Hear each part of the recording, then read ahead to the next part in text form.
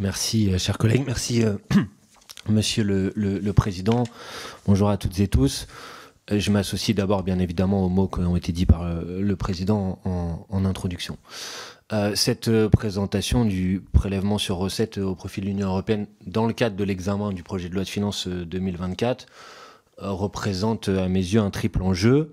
Premièrement, elle se situe dans un contexte de révision à mi-mandat du cadre financier pluriannuel. Deuxièmement, elle intervient l'année précédant les élections européennes et donc l'année précédant le renouvellement du Parlement et de la Commission qui devra élaborer le prochain budget européen. Et troisièmement, elle doit prendre en compte le retour annoncé aux règles du pacte de stabilité et de croissance en 2024.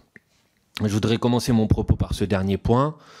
Comme le révèle le jeune budgétaire, notre contribution au budget européen, qui est budgétée à 21,6 milliards pour 2024, a un impact sur notre solde budgétaire et donc contribue au déficit public de la France.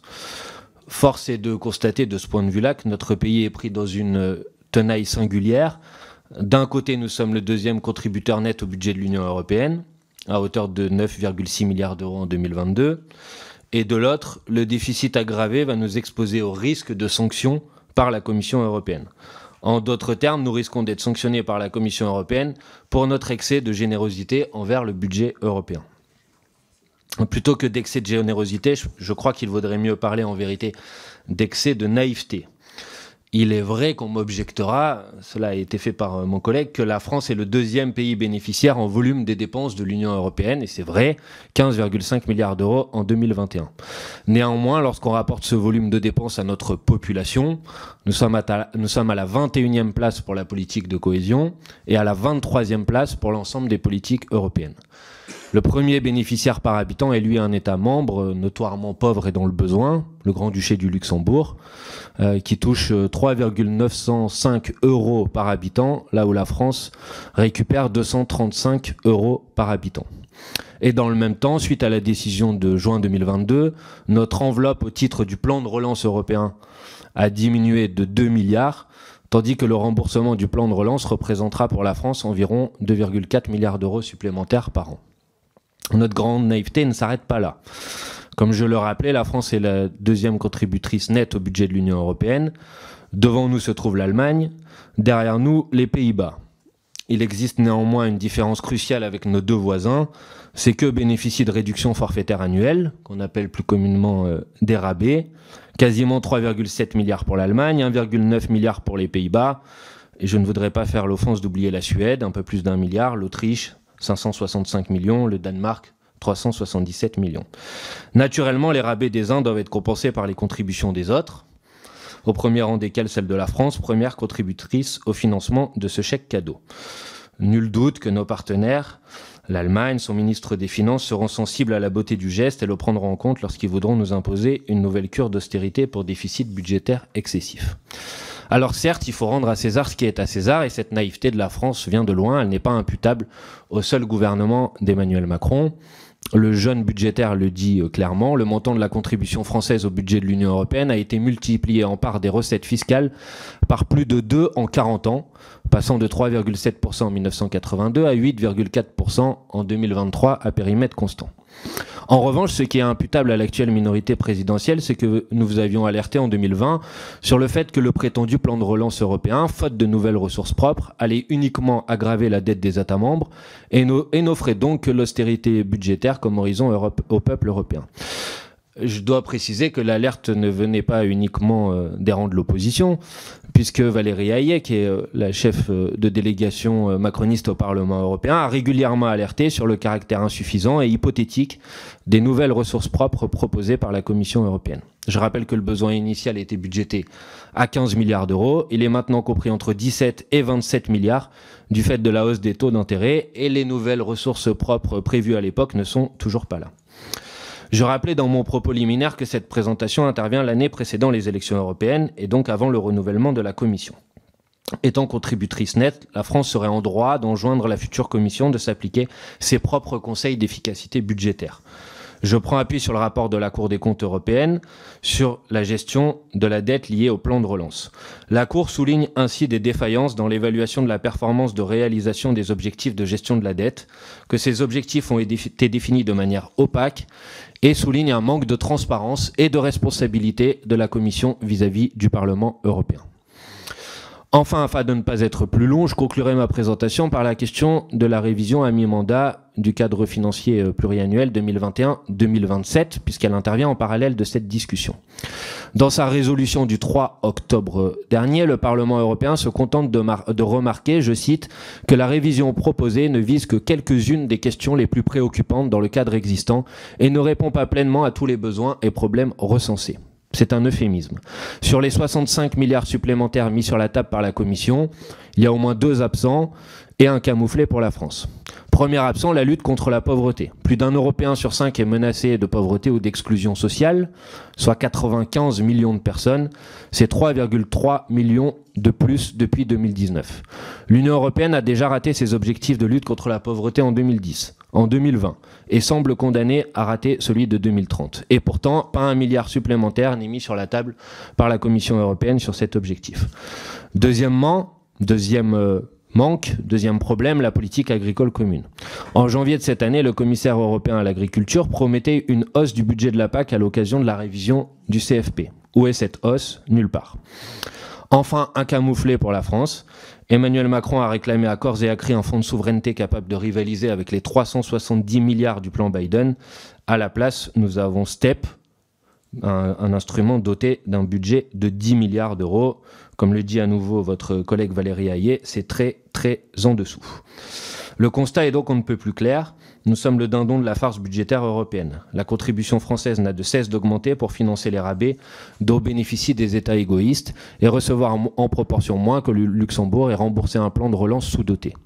Pire, ce poids croissant nous expose à un risque de sanction alors que les absurdes règles budgétaires européennes sont sur le point d'être réactivées. Nous sommes contributeurs nets d'un budget européen qui ne répond ni à l'urgence sociale ni à l'urgence climatique. Il faut envoyer un signal fort à la Commission européenne. La France ne peut plus tolérer le maintien des rabais.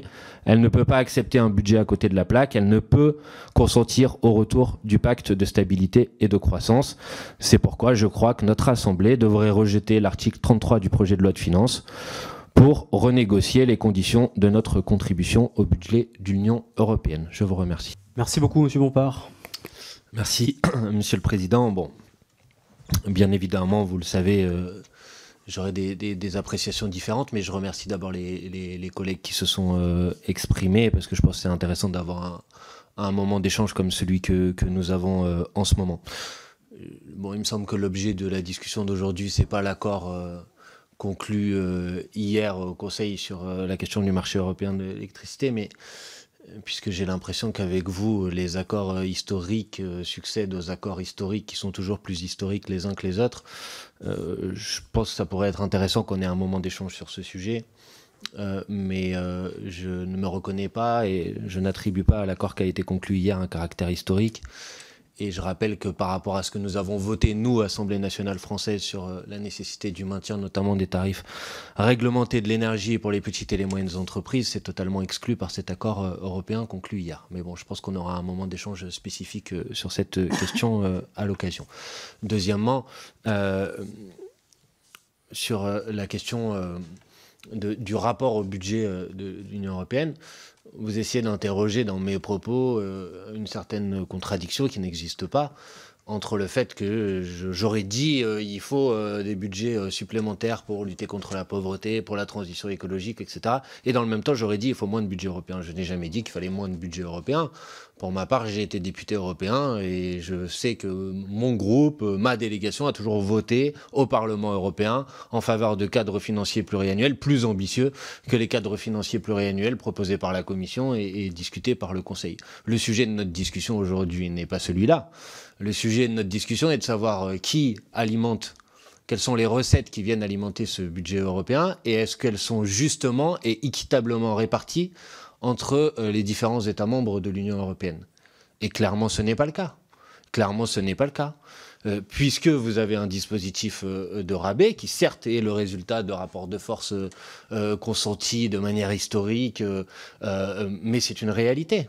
Et vous ne pouvez pas dire, si vous interrogez les rabais, si vous proposez de réduire la contribution française au regard de ces rabais, vous allez sortir de l'Union européenne. Parce que si c'est ça, alors en vérité, ça voudrait dire, et ça revient à considérer, que la France n'a aucun poids, aucun pouvoir de négociation, aucune force de négociation pour faire en sorte qu'un certain nombre de règles qui sont injustes aujourd'hui à l'échelle européenne puissent changer.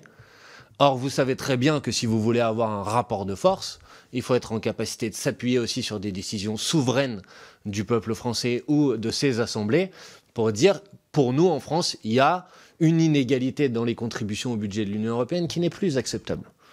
Hein, j'ai entendu notre collègue du Modem dire « quand les peuples prennent la parole, les peuples ont une parole sage ». J'en suis d'accord. Il aurait été bien qu'un certain nombre d'entre vous s'en rappellent. Quand en 2005, les Français ont envoyé un message très clair quand ils ont voté, parce que c'était le peuple français qui a voté contre le traité constitutionnel européen, et que vous ne fassiez pas revenir par la fenêtre ce que les Français avaient décidé de chasser par la porte. Donc ça, c'est juste pour la position générale sur le budget. Sur le fonds de souveraineté, pardonnez-moi, mais je pense qu'on n'aura pas le temps de se répondre les uns les autres, mais dans votre calcul, il y a vraiment quelque chose qui m'a échappé, parce que 370 milliards d'euros pour le plan Biden, 10 milliards d'euros pour le plan STEP, la population des États-Unis d'Amérique n'est pas 37 fois supérieure à la population de l'Union européenne. Mais à mon avis, vous avez fait une erreur de calcul. Oui, mais moi je parlais de STEP, pas de France Relance, chers collègues. Sur la question des ressources propres, vous dites c'est un point d'accord entre nous sur la nécessité d'avoir de nouvelles ressources propres. Vous avez raison. Le problème, c'est que la France s'est opposée à la construction et à la mise en place de certaines ressources propres. Et je parle notamment à la taxe sur les transactions financières. Il y a un vieux loup de mer européen qui, ça fait des années et des années qu'on en parle au Parlement européen. Et la France, la parole de la France n'a pas soutenu aujourd'hui, par exemple, la mise en place de cette nouvelle ressource propre, alors que vous l'avez dit, ce serait éminemment nécessaire. Sur les interventions qui ont été faites par les uns et par les autres, je veux dire par rapport à l'intervention du Rassemblement national, que la question n'est pas que la France dispose d'un rabais, la question est que les autres États ne disposent plus d'un rabais. C'est une position qui permet, je crois, de défendre auprès des Françaises et des Français que leur contribution au budget de l'Union européenne est équitable vis-à-vis de l'ensemble des parties prenantes de cette union. Et là aussi, vous me dites, notre collègue du Modem disait, cette idée du juste retour est fascinante. Mais personne, et c'est pas à moi que vous allez faire le reproche ou faire le procès d'intention de ne pas avoir de politique de générosité ou de solidarité avec d'autres pays européens qui seraient dans des situations plus difficiles que la nôtre. Mais vous voyez bien que ce n'est pas ce que nous avons sous les yeux aujourd'hui, puisque je vous dis que les pays qui profitent le plus aujourd'hui du retour européen ne sont pas les pays qui en ont le plus besoin. Donc le débat aujourd'hui n'est pas un débat positionné entre ceux qui voudraient être généreux et ceux qui ne voudraient pas l'être. Le débat, il est qu'il y a d'un côté une politique qui est extrêmement naïve, qui donne l'impression que la France est le seul pays qui n'est pas en capacité de mener aussi des rapports de force pour défendre ses intérêts. Et c'est ça que je mets en cause. Voilà. Donc ça me paraît important d'apporter cette précision. Voilà. Sur ce qu'a dit ma collègue Sophia Chikirou, bien sûr je suis d'accord, mais je voudrais appuyer sur ce qu'elle a dit sur la question du Fonds européen d'aide aux plus démunis. Et je me permets de dire au président que peut-être que ce serait un sujet sur lequel nous devrions quand même nous pencher en tant que commission des affaires européennes. Parce que là, il y a quelque chose qui devrait interpeller tout le monde. C'est-à-dire qu'on a un fonds européen d'aide aux plus démunis, dont les crédits dédiés à la France ne sont pas entièrement consommés. Et dans le même temps, on sait bien qu'on a des associations de solidarité alimentaire en particulier qui sont dans des besoins de financement énormes. Donc ce serait quand même intéressant d'enquêter, d'investiguer sur la raison pour laquelle l'ensemble de ces fonds n'est pas été utilisé. Je pense que ce serait intéressant qu'on ait un échange sur ce sujet. Sur ce qu'a dit notre collègue LR, je veux dire un point d'appui, un point d'accord sur la question, bien sûr, du refus des accords commerciaux et notamment des discussions qui se poursuivent sur l'accord commercial avec le Mercosur.